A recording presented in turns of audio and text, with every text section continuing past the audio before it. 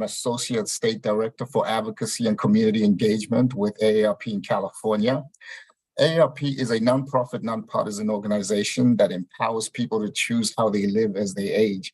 Part of my role is to work with our African-American communities on issues such as fraud prevention, financial security, and technology. Thank you for joining us today for the first in a series of interactive career conversations with interesting people.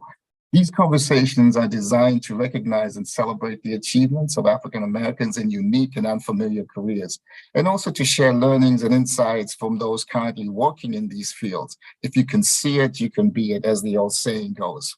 So through these conversations, we also hope to provide young people, their parents, guardians, and grandparents information that helps them prepare them for their own possible journey into some of these unique and aspirational career fields. So it's our hope that you will join us over the next few weeks as we meet inspirational individuals working in interesting fields such as spacecraft development and travel, healthcare, winemaking, and more. And I hope you will join the discussion by asking your questions, sharing your thoughts, experience, and just being with us. And if there's somebody that you know who might benefit from these talks, please invite them to our next conversation. Shortly, we will meet our interesting guest for today's conversation. And as always, we've set aside some time at the end of today's presentation to answer your question and to hear your comments. Today, we're talking to Julianne Igbokwe. She's a Metatronic, that's a mouthful, a Metatronic engineer in the spacecraft mechanical engineering section at NASA Jet Propulsion Laboratory. She's currently working on the sample retriever lander for the future Mars sample return mission. She is an active member of the Black and Women Employee Resource Group at JPL. Juliana recently finished a master's degree in aeronautics and astronautics from Stanford University, and she received a bachelor's degree from the Carnegie Mellon University as a double major in mechanical engineering and physics.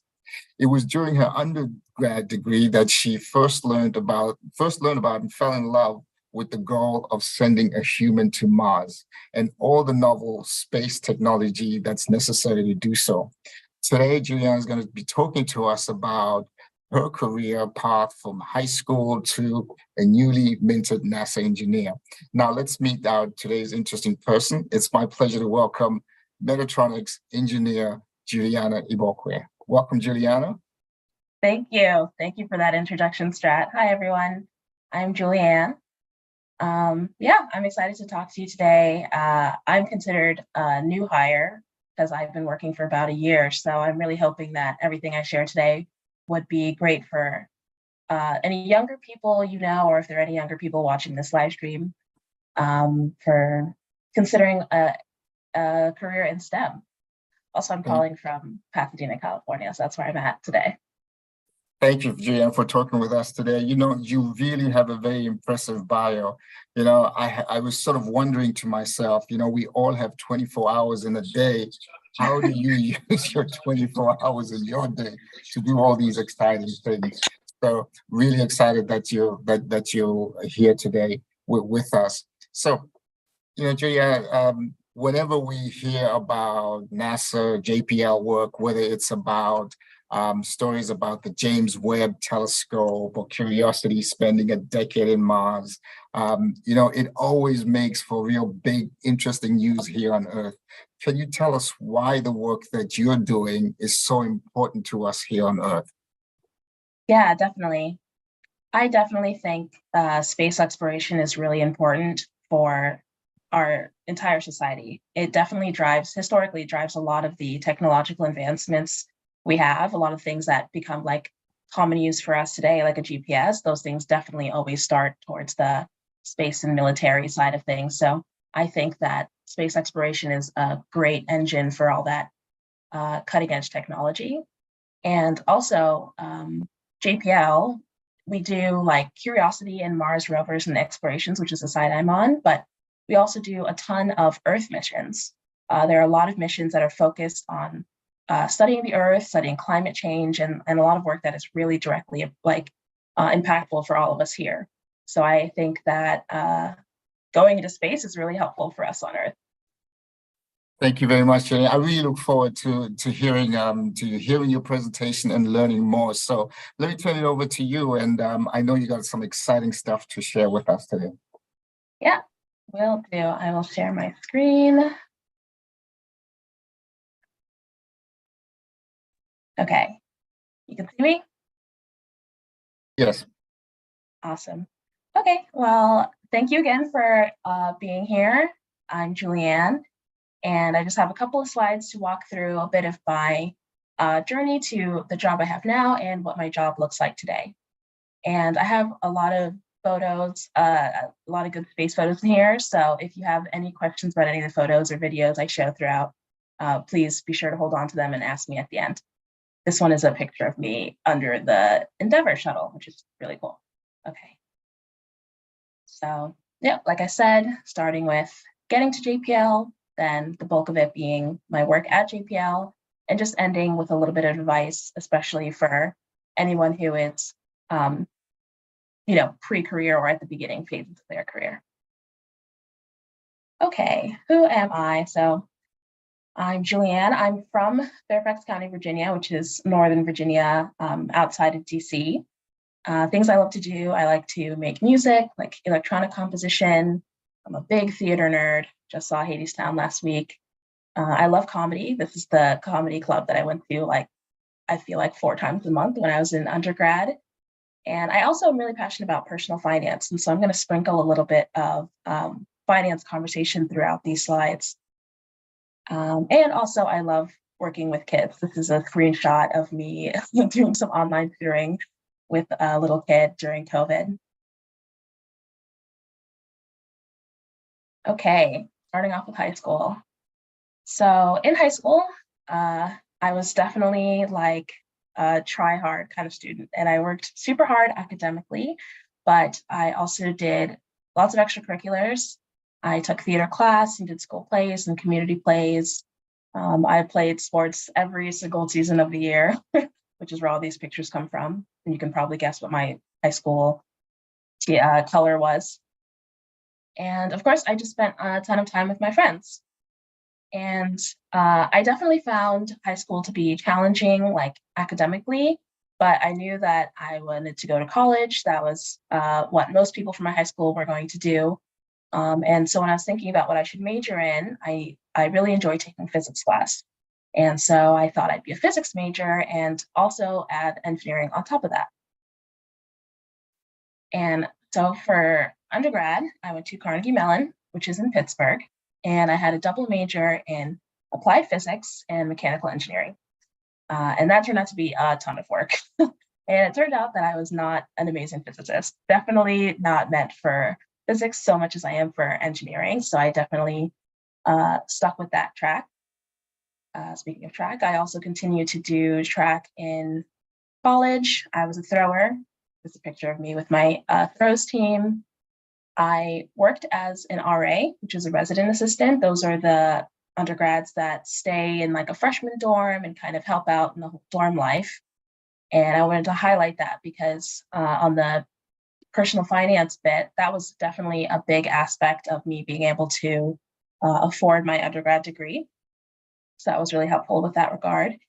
And as a mechanical engineering major, I got a lot of experience with machining, using tools. I definitely didn't have any of that experience before going to college, never used a drill in my life, but throughout the 4 years in college, I got much more comfortable with all of the manufacturing tools we use in this industry.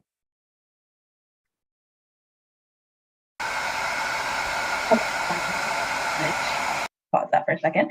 Coming out of college, I realized that I really liked space. That wasn't a major that I could pursue when I was an undergrad, but learning about space exploration, I thought that I should continue my education and get a bit more knowledge about space. So I decided to study essentially aerospace is what this degree is, aeronautics and astronautics at Stanford. And I was really fortunate to be able to get a type of scholarship that allowed me to not have to pay for my master's degree. Master's degrees can be pretty expensive. But rather than paying out of pocket, I instead was a TA, or a teaching assistant. So that was what funded my master's degree.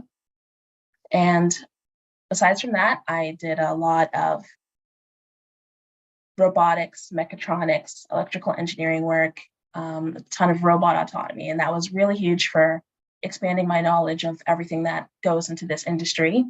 I included some pictures here of a little small radio that I built, a robot that I worked on with the team.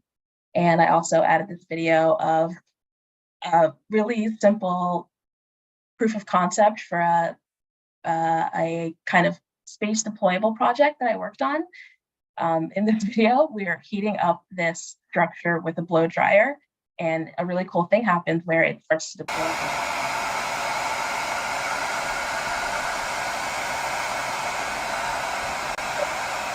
That is like the beginning of some of those ideas that I liked studying in my master's degree, and definitely helped me decide which path I wanted to go after leaving school. I also wanted to highlight the internships I had along the way throughout both undergrad and grad school. This was also a big aspect of how I was able to fund my education. What I loved about interning was it's not school. So it was like a lot better. I preferred work over school, like 10 out of 10. And I also loved that it was a chance to live in different places. So I started off my first summer in undergrad. I stayed and did research in Pittsburgh. After that, I went to Northrop Grumman, which is in Baltimore. The picture of me at a Baltimore Orioles game with my sister. And that was a mechanical engineering internship. I then went on a next summer to Houston, Texas, to work at ExxonMobil. And all of these internships were just really great experience and figuring out both what I liked and what I didn't like. These definitely were really helpful for figuring out that the industry I wanted to move into, which was space. The last internship I had, which I wanted to highlight, was definitely my most impactful. It was at a startup company called Starfish Space, and they're located in Seattle. This was my first time working in the space industry, and it was a really amazing experience and really cemented the idea that this is what I wanted to do. I was a robotics intern, and in that work, I definitely did a lot of like the same kind of work I'm doing today, which is, coming up with a design and figuring out how to make that in real life, doing a lot of hardware testing and prototype development. And so I wanted to highlight this internship as one that was really impactful for me. Okay, so now we're into part 2, which is kind of current day and what my life at JPL looks like. So this is a photo of JPL, if you haven't seen it before, and this is a photo of me inside Mission Control on my first day at JPL. Although I've worked there for a year now, and I just had my 1-year anniversary. And I was hired in as a mechatronics engineer, which, just to clarify, is kind of like a hybrid between like mechanical and robotics and electronics, and really a focus on working with moving mechanisms. So some of the fun things or field trips I've got to go on since working at JPL. This is like a almost football field size antenna that JPL uses to interact with satellites in deep space. So those are things like Voyager, which has been traveling in space for 40 years. Massive antennas used to talk to satellites way in deep space. This is a Mars Perseverance rover engineering development unit. So it's a perfect replica of the one that's currently on Mars. And we have this one on the Mars yard at JPL. It's what we use to test any kind of operations for the rover before sending those commands to the real one in Mars. And this last photo is a trip I got to make to another NASA facility for a NASA conference. And this one being in Huntsville, Alabama, they have a ton of massive rocket engines. And so I got to go and take a picture with some Saturn rocket engines. I wanted to include this video that shows the Mars downhill return. which is the mission that I'm working on. It's a future mission that we're implementing in order to bring up samples from Mars that the Perseverance rover is carrying. And this mission is really big in terms of new technology. It's actually literally big in size. The landing that you just saw touch down on Mars is a huge structure. Those samples will contain samples of the regolith Mars dirt from an area of Mars that scientists believe that there was life in the past. Another big part of this mission is that there's a rocket launch. So launching a rocket off the face of another planet.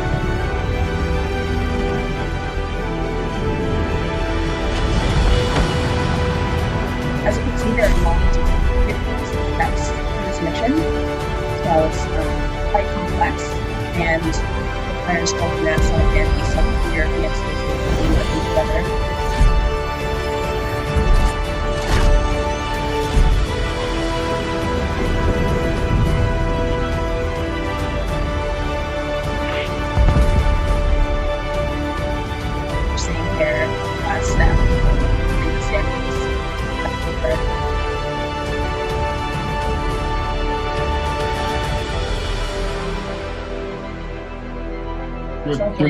Juliana, could I ask you to reintroduce your video? We were kind of, when you were talking, the sound wasn't that clear, so we couldn't hear what you said, but we could hear the video. Would you mind just telling us again what we were seeing there?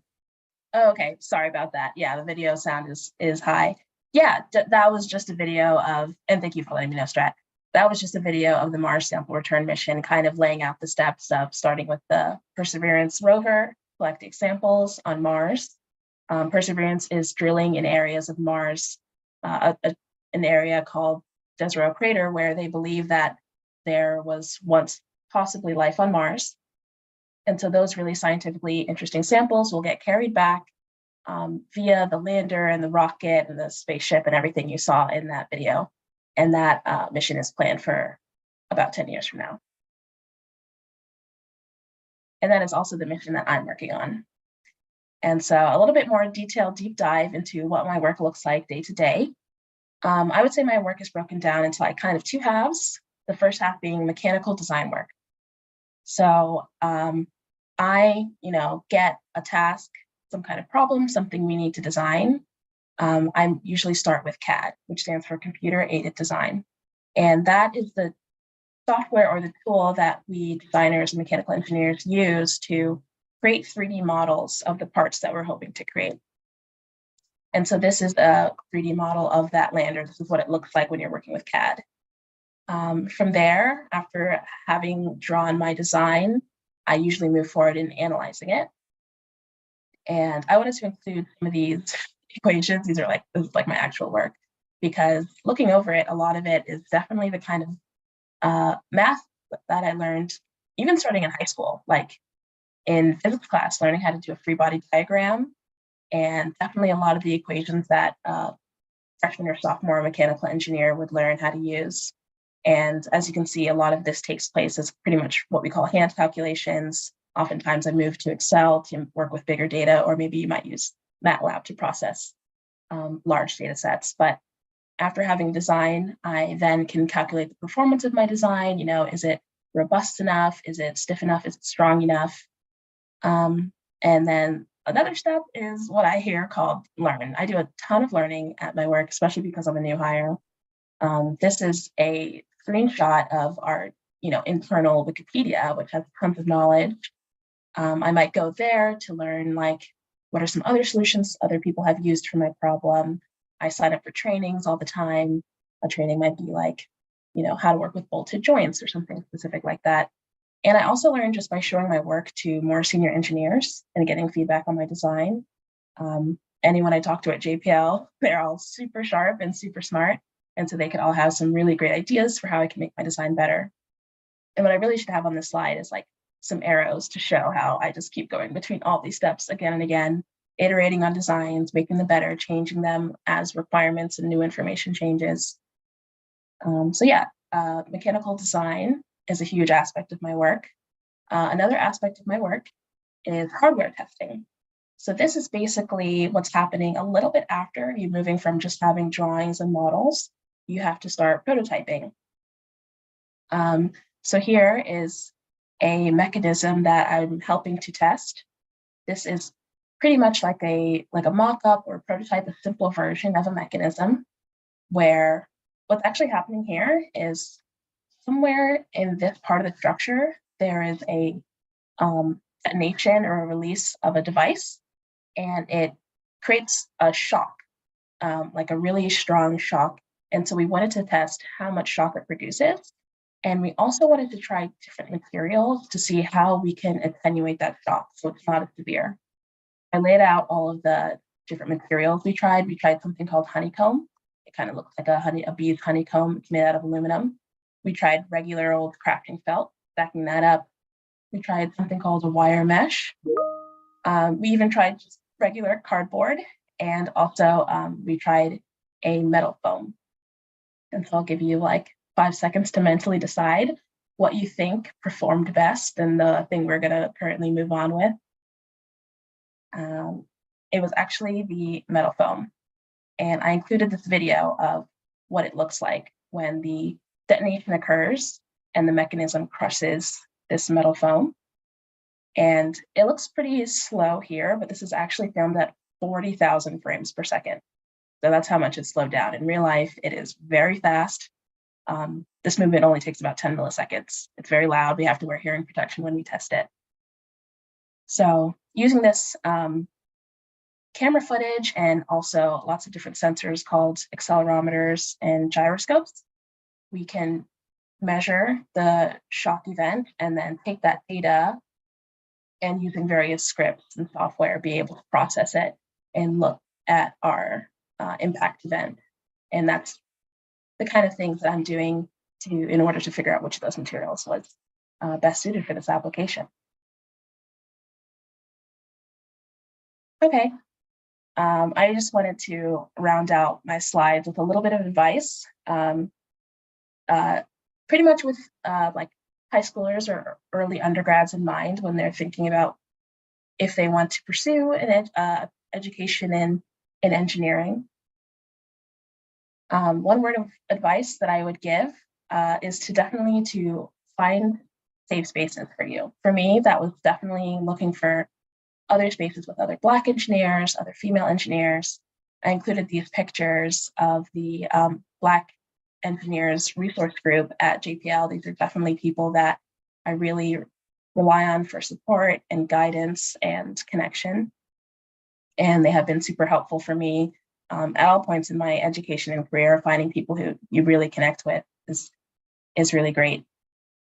I talked a little bit about money here and there because for me, as a disclosure, that was a big factor in deciding, do I want to go to school? Where do I want to school? What kind of job can I take? And just what kind of things can I pursue? I was definitely really worried as a high schooler when I got my college applications, but then I looked at the bill and I thought, okay, well, I can't go to college, but I'm really glad that I went for it anyways. And I would just recommend that anyone who wants to do things like this in STEM, they shouldn't be afraid to pursue it because of the cost, but they should definitely be mindful and look for ways to make it as affordable as possible. Of course, FAFSA, scholarships. I interned every summer. That was good money that helped pay for my career. And thankfully, these things worked out. Thankfully, I'm not one of the people with $300,000 of student loans. And so I definitely would recommend any young person not to be scared of the bill, but to just be, really thoughtful. And lastly, I also just wanted to mention for pretty much all of it, even starting to high school, even now, it's hard.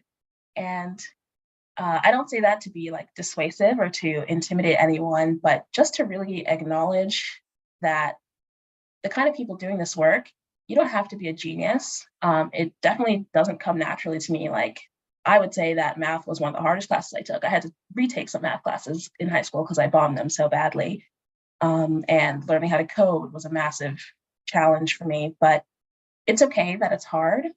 That doesn't mean that you're not supposed to be here. That doesn't mean it's not for you. I definitely think that anyone who wants to go into STEM, robotics, space exploration, I would definitely encourage you to do it, even if it doesn't come super naturally to you, because it probably doesn't to most people.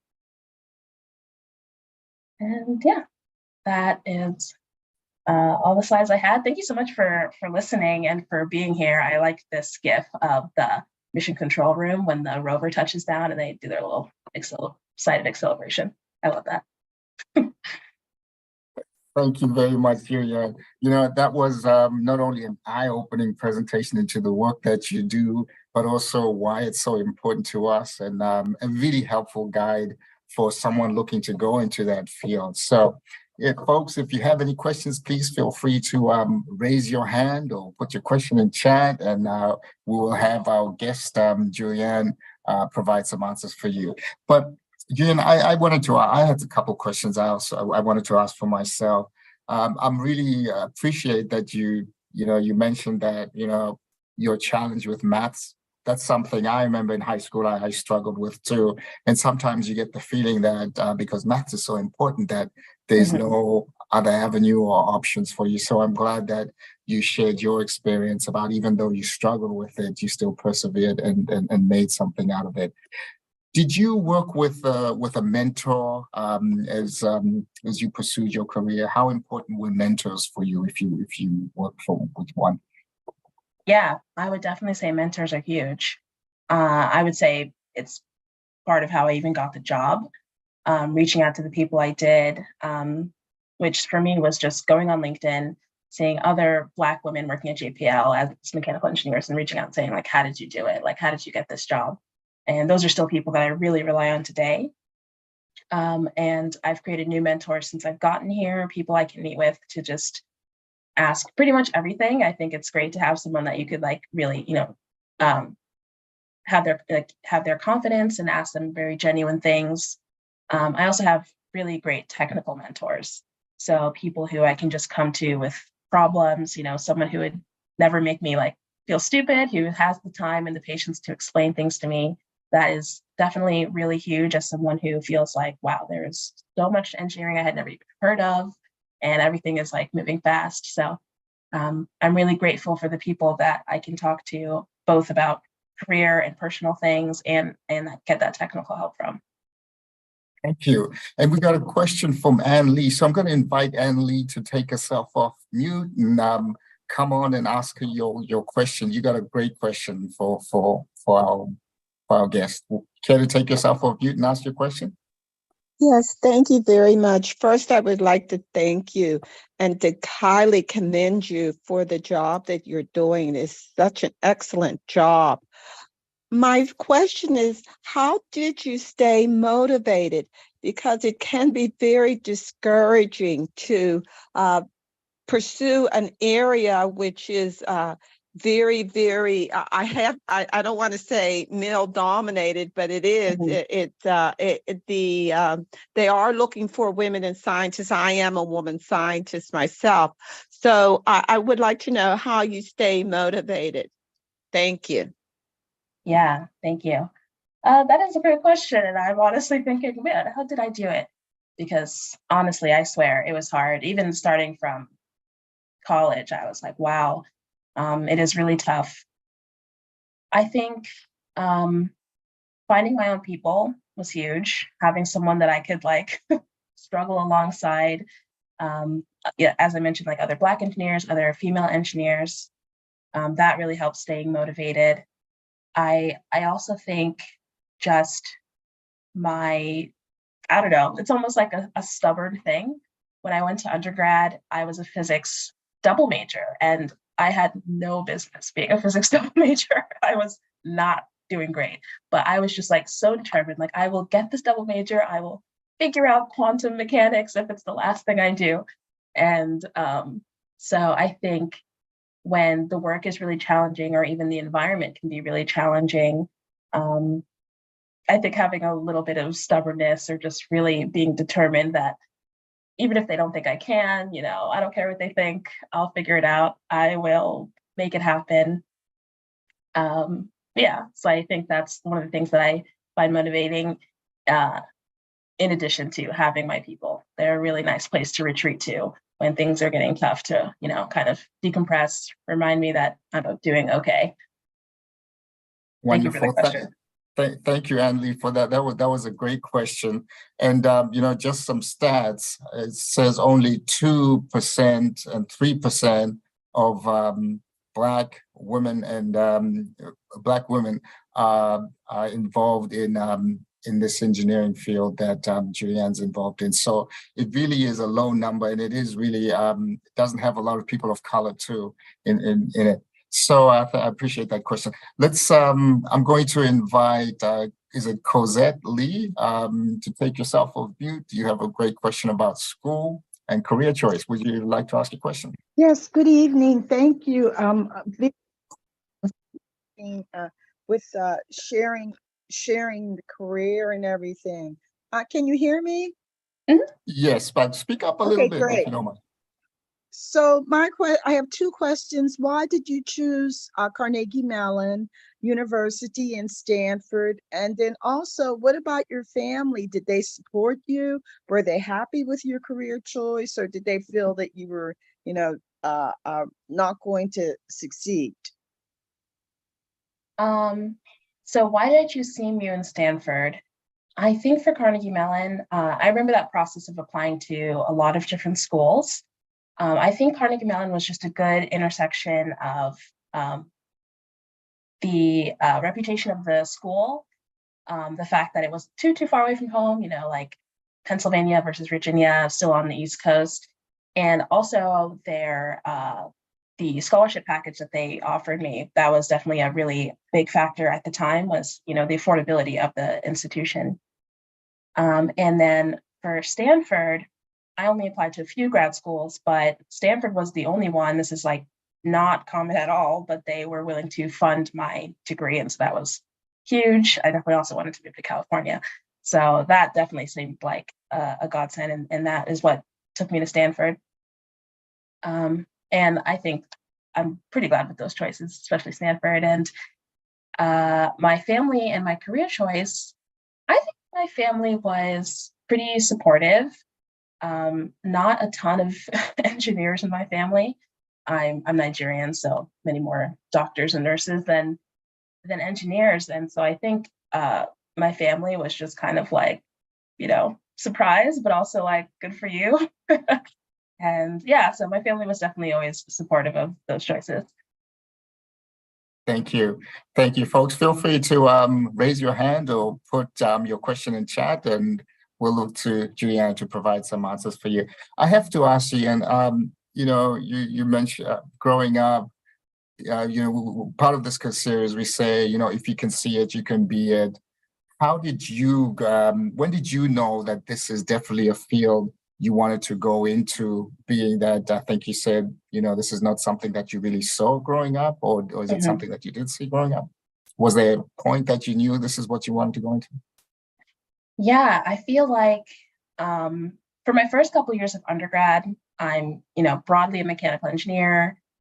Didn't really know what I wanted to do. If you saw my internship path kind of bouncing around ExxonMobil, Northrop Grumman, no specific industry until I went to the Society of Women Engineers conference, which is like always a massive conference every year. And they have a lot of different lecture sections. I remember sitting in on I saw like on the list of things I could go listen to, a talk on like large scale space developments or something. I was like, that is so weird. And I went and I sat there and this woman presented basically what technology would be necessary for humans to make a large scale colony on another planet. And so I just listened to her speak for like 45 minutes. And I just thought it was so amazing and literally so cool. And exactly like the plot of the movie The Martian. I was like, I cannot believe that professional people are actually talking about this. And that just totally opened me into this whole idea. I didn't know anything about like space or NASA or anything before that talk. And so I think I would definitely cite that one engineer as being a big catalyst for me realizing that this is something that people can really do. And then from there, I looked for programs where I could get more knowledge about aerospace. And so, of course, at Stanford, I was totally surrounded by lots of really smart engineers and scientists working in space and all that cutting edge technology and research. Wonderful. So before I go to Ellen, I'm going to ask you one more question. Was there a point where it went from that being a dream to you realizing this is something that this is something that could be a reality? This is something that I could do. Was there a point in time? I think, honestly, I'm not even sure that I really knew it could happen until like the very end of grad school. Leaving undergrad, as opposed to going to grad school, I did also try to apply for these places. Like, of course, you know, every undergrad engineer is like trying hard to apply for the same internships and like trying hard to get an internship at NASA or a job at NASA. Very hard to do. And so I got a lot of rejections in the aerospace industry. And so that was definitely disheartening. But, you know, I had a grad school as an alternative path, and maybe getting the robotics internship at that space startup, I think that was a really validating experience, seeing like, wow, like it's a real company that thinks that I can do this for them. Like that was awesome. And I think that was probably the first time I felt like I could actually be one of those people working on these kind of things. Awesome. Thank you. Ellen, let me invite you to take yourself off mute and ask your question. Okay, first of all, I have a series of questions for Julianne. I am so fascinated with you, my young lady. Being a mother of two girls and a grandmother of two granddaughters, I am so proud hearing what you have done, and kudos to you.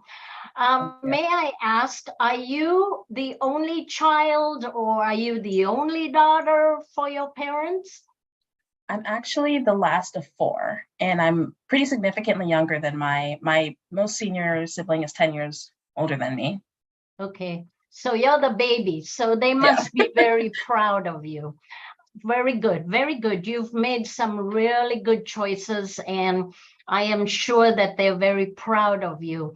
And I love the fact that you like space travel. I am 69 years young. I would love to travel on one of those spaceships, but Totally. I don't think my stomach will allow it. So I will learn to live my dream through young women like you. Kudos. I would love to gift you the book at the back, not selling anything. I just want to gift you this book, and I will post my phone number so you call me and then I will mail a copy to you. That's my gift. That's my gift to you. It's a brand new book that came out 2 months ago, and it's all about women helping women. So kudos to you. I'm so proud of you, my dear. I'm sorry I took up so much time. I'm just— No worries. Thank you so much. I am so fascinated with you. Good job. Keep it up. Thank you, Ellen. Thank you very much. I couldn't have said it better. Thank you very much. You know, I'm kind of curious with somebody going into your field, what kind of personality traits would really benefit somebody thinking about going into your field? Is it curiosity? Is it intelligence? What do you see as some personality traits that would benefit somebody? Yeah. Oh, yeah. I think a lot of things. You mentioned curiosity. I think that's huge.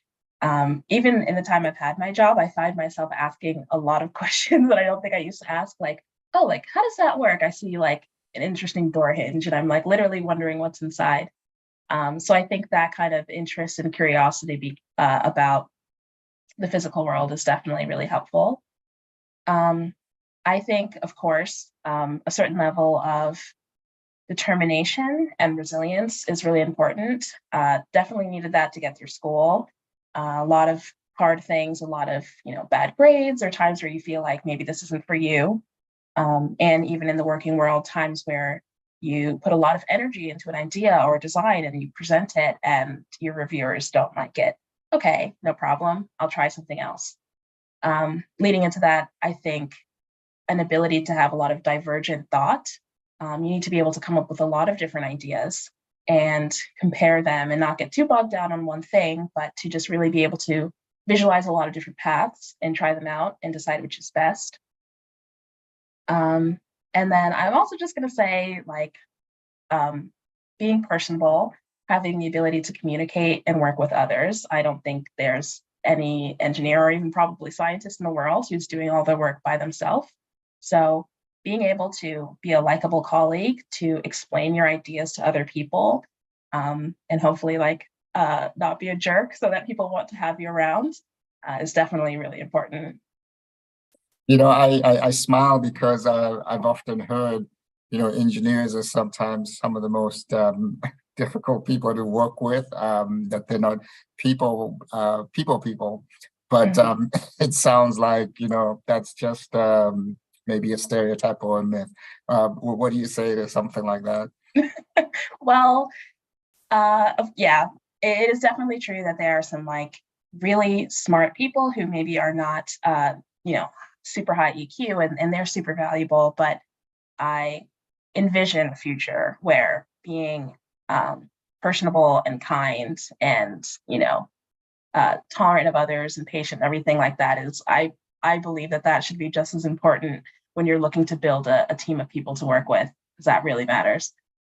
Absolutely, absolutely. And if in your career, if the work that you do, if you had to look at some of the things that you like the least, that that we may not know about, what about your work do you feel is kind of something that you would like the least? Like the least. I'm actually really liking my work at JPL. I think what's great about the work I have is I do spend a lot of time on the computer, but I also have to go up to the lab to do some of that hardware testing and do things in person and actually be like, you know, turning screws and all that. So I think there's a good balance of sitting at your desk, making drawings, getting up, you know, working with equipment. If I had any complaints, they probably all would have just been about going to engineering school, all that time spent in school. School is really not for me. Found it very difficult, so stressful, like just so crazy stressful. I guess that kind of just is what it is about, you know, getting a degree probably in most fields. But yeah, I think that was the hardest hill to get over. Glad that I'm done with that aspect.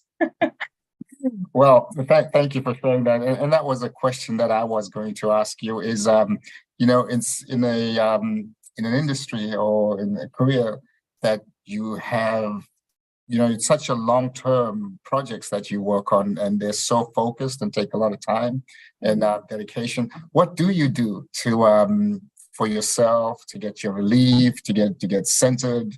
What do you do for fun? Yeah. Yeah, I mentioned some of the things. I'm thinking about what I do most a lot now. Having moved here to like LA County, I'm so grateful to have access to all of these theaters and comedy clubs. So lately I've been going to a lot of amazing shows. And I also volunteer at the nursery in my church. I do that a couple times a month. And I feel like that is just like the opposite of my job. Like it is like so gentle and quiet and easy. And you literally just like make a baby laugh. That is like a very, I think, gives me like lots of like dopamine or serotonin or whatever. Those are things that are very relaxing and fun. You know, go to a comedy show to laugh or doing volunteer work, you know, very simple, easy things. Absolutely. It's so important to, in such a stressful environment these days to get good work-life balance, I think is. So I'm glad you have a lot of things to do. I do want to share a comment that Brenda, unfortunately, she can't come off the mic, shared in chat, and I'll read it for you. She says, what does she say here? Says she can't come off chat, but she wants to say that you're a fantastic presenter. I am proud of you as well. You're a perfect example of Black girl magic, and I wish my 13-year-old granddaughter could have seen this presentation. So thank you, Brenda, for sharing that. Kudos to you, GM. Thank you. Sending you there.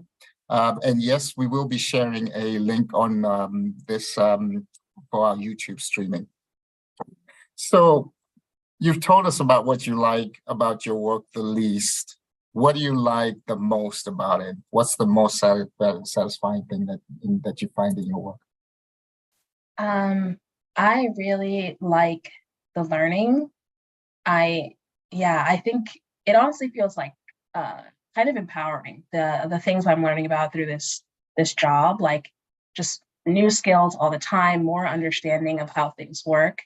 I think I definitely like that feeling of feeling like just every day I'm becoming a better engineer. I definitely get a lot of mentorship. And I think I mentioned that JPL offers a lot of training courses.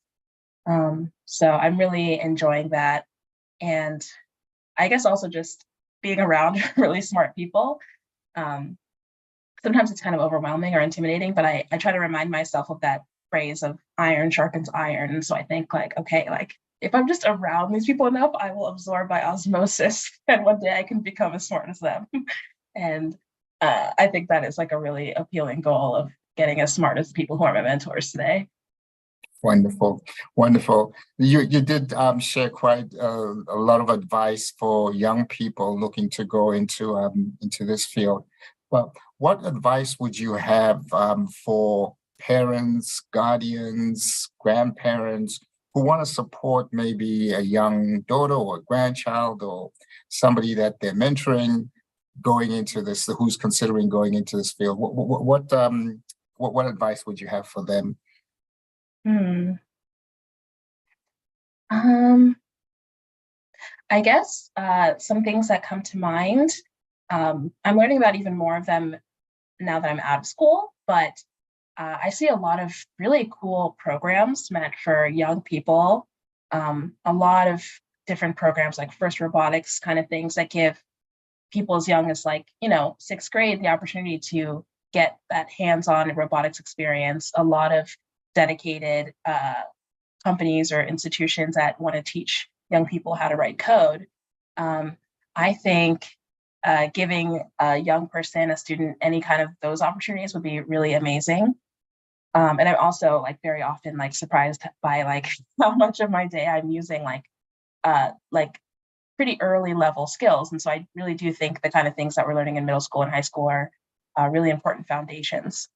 And I mentioned money like 1,000 times already, but I, of course, think that's a really important and big aspect that a parent or guardian could have a big impact on their student or their child, supporting them with finances, not just like literally providing that money, but I guess helping that person understand like the implications of going to a university, what is possible, do they need to have some kind of job or not, and kind of just helping them manage that.